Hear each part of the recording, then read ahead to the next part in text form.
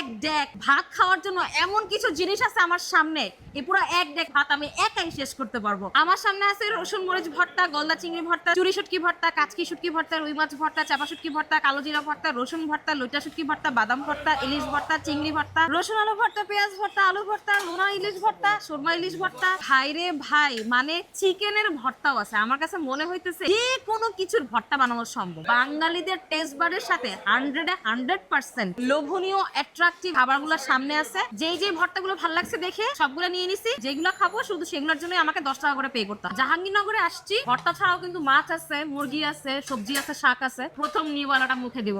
ও আমি খুবই excited because আমি অনেক বছর ধরে ওয়েট করার পরে আজকে ফাইনালি ভর্তা ভাত খাচ্ছি জাহাঙ্গীরনগর। মানে তার মানে এতদিন তুমি ভর্তা ভাত খাও নাই? কোন ভর্তাটা খাইছি মাশাআল্লাহ। আসলে ফ্রেশ ভর্তা তো ইনস্ট্যান্ট বানায়, ইনস্ট্যান্ট খাওয়া হয়, মানে ব্যাপারটাই খুব এক্সাইটিং। চীনা বাদাম ভর্তাটা অনেক মজার, অনেক ভালো। মোটামুটি আমাদের কাছে সবগুলা ভর্তাই ভালো লাগছে। দুই একটা ভর্তা ঝাল পাইছি, বাদ বাকি ভর্তাগুলো একদম এভারেজ ছিল। শীতকালে এরকম ভর্তা ভাত সাথে কাঁচা মরিচ পেঁয়াজ, অস্থির অস্থির কম্বিনেশন মাশাআল্লাহ।